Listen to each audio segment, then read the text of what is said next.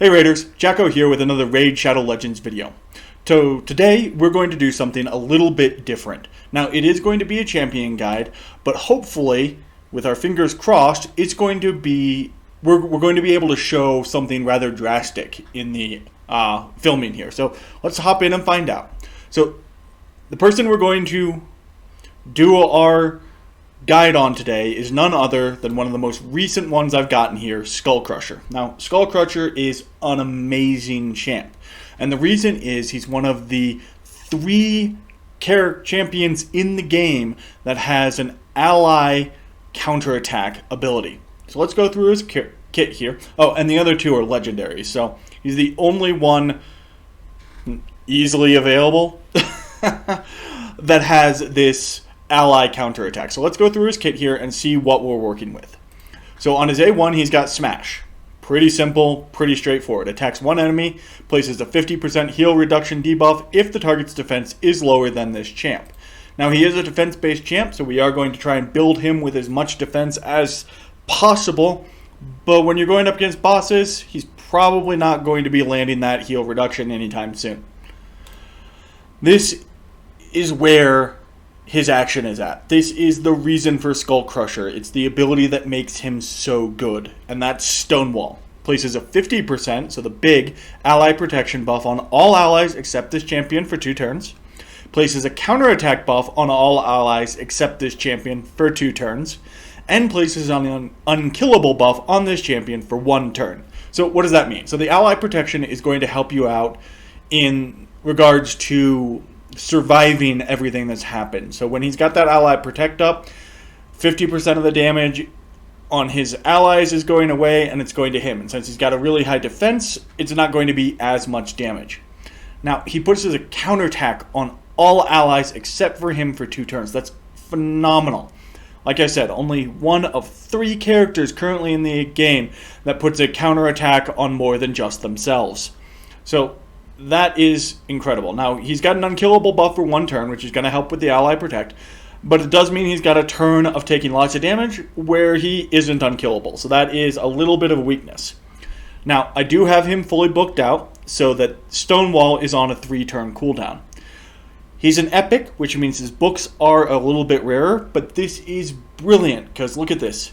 No books on his passive, 1 book on his Stonewall, and only 4 books on his Smash. So to fully book him out, you only need 5 books. If you're really lucky, you only need 1 book to get him to do everything that he's going to do.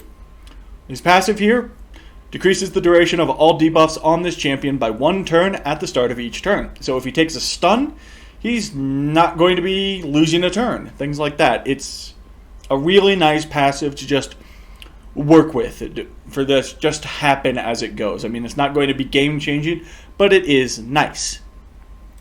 Now, because he's a defense champion and because his primary place to get played is in clan boss, I want to be focusing on defense. He doesn't need any accuracy.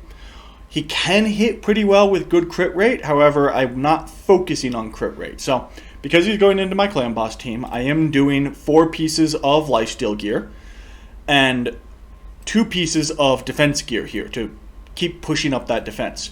His gloves, I've got him in defense gloves. His chest, I've got him in a defense chest. And his boots are speed boots, pretty typical. If I could get him up to speed 173 or greater without speed boots, I would do that. That would be really nice. Since I just got him up to full level 60, let's see if we've got a banner here that'll work well with him. Defense, yeah, that'll be good. In fact, that's amazing. Defense with defense. So let's go ahead and upgrade that real quick while we keep talking. So, what are we looking for out of Skullcrusher? The simple answer is we're looking for him to go last in your turn order so that the counterattack is up as much as possible. So you want all your people to go, then him, then the bad guys, so that everybody counterattacks them when they hit. That's what we're looking for. We want him to stay alive and we want him to do some damage. We want him to have high defense so that he can take the ally protect hits he's going to take. Additionally, we're going to want a decent amount of HP on him for the same reasons. Now, I didn't focus on HP, so Fingers crossed I have enough of it.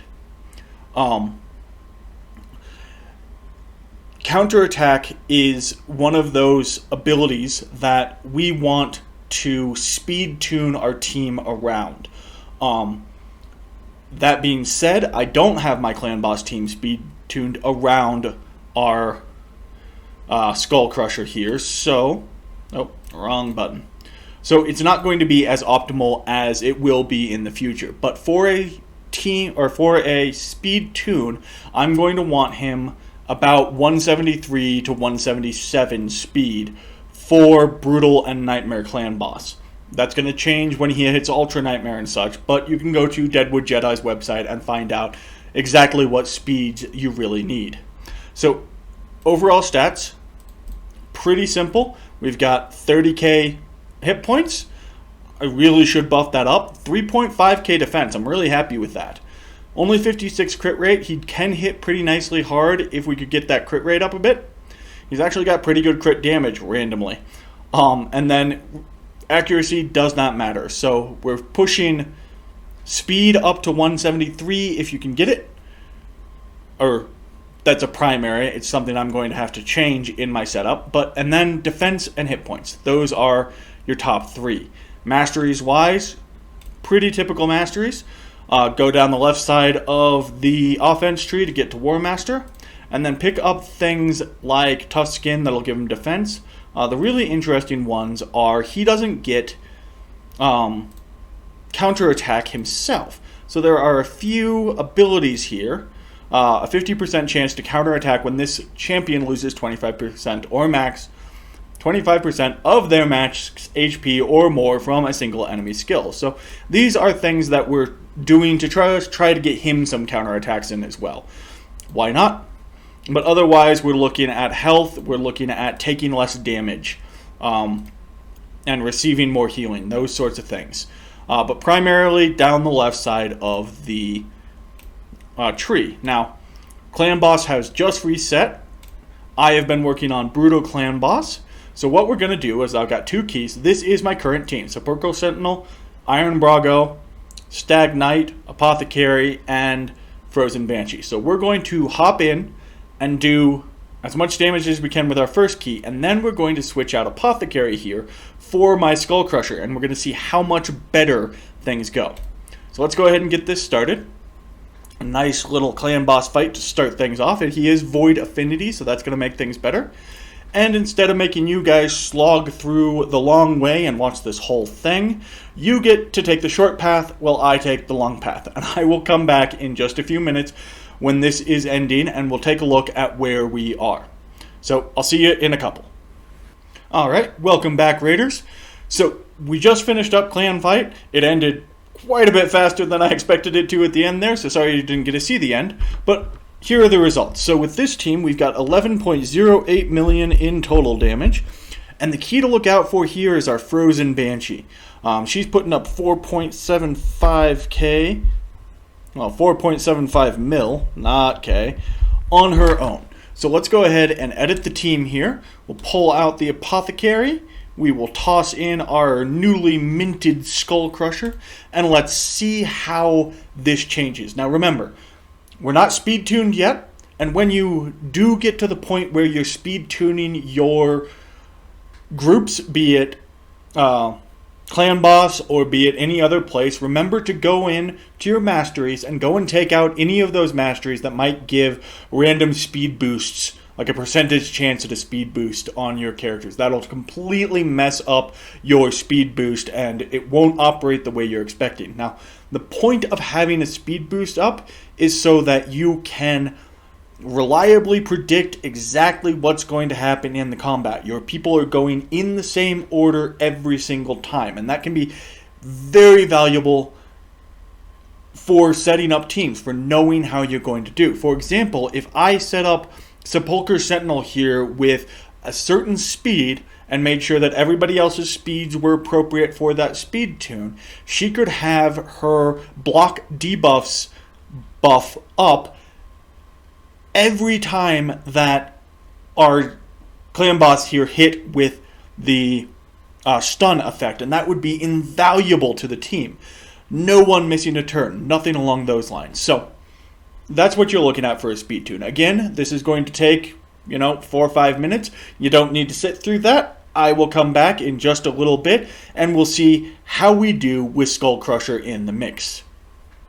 Welcome back, Raiders. So we're getting to the end of this fight here, turn 27. Just lost Sepulchre Sentinel. A few things I found while going through this that I'm going to have to work on is the fact that there were a lot of times when our Frozen Banshee was hitting with her A1 when the poison sensitivity wasn't up, so that's going to change things quite a bit. Also, there was no way for our Stag Knight to heal at all, so that's going to change things up a bit. But even still, even with all of that, here's our beast of a Skullcrusher putting it out. We got 12.58 million. So just by switching Skullcrusher in there, nothing else, he's not even in great gear, we pumped our damage by 1.5 million. Frozen Banshees went up by almost 500k. Just great. I am very impressed with Skullcrusher here, and I might even be moving him into use in other places. Let's take a look at that. So we are up at 18. 18 was the last stage I could do with my current setup. So let's go ahead and pull out Galek, put our Skullcrusher in. I don't think any of these guys have any sort of force ally speed. That's the best we got. So let's go ahead and jump in and see if I can take level 19 of Dragon just by putting in Skullcrusher here. It should be an interesting run here. It is probably going to take a little while, so I will go ahead and let you take the short way again and see you in just a couple minutes. Welcome back, Raiders. So here we are at Dragon. It's taken us forever at 4 minutes. However, everybody's full on health. Everybody's looking good. No deaths or anything along those lines, which is actually rather impressive because I really should have Apothecary in the slot that I've got Doom Priest currently. So everything is going pretty good. Let's see how it continues. Are we able to take on a level that I was not able to beat just by putting Skullcrusher in where my AoE damager would have been? There's no AoE damager in this group. The closest is Iron Brago with his one AoE hit. And hits like a truck, don't get me wrong. But it's not an AoE. It's not a lot of AoE damage like you can see in some other places.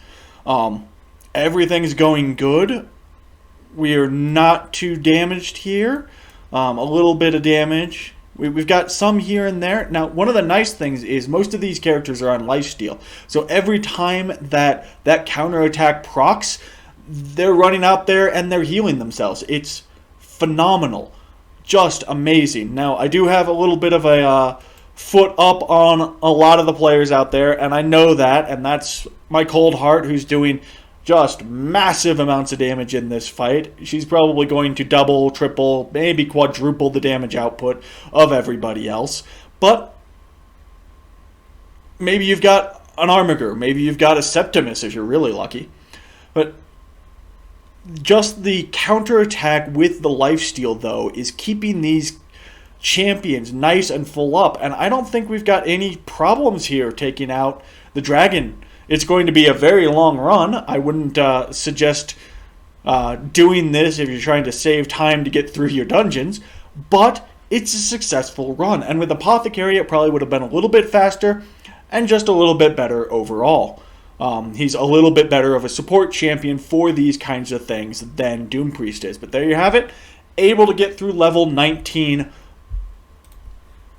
perfectly. Oh, speed boots. We'll keep those around. Even though they're only 4-star, they might come in handy. So there you go. There is Skullcrusher. He's an Ogren Tribes epic, and he is phenomenal. If you haven't looked into Valkyrie, if you haven't looked into Martyr in the legendary aspects, he is your go-to for counterattack, and he is probably the most valuable epic just because of that. So let's take a look at his armor. He's got no boots, he's got no greaves, but he does have knee protection. So let's hope that his ogre skin is very thick and that he's just protecting bones.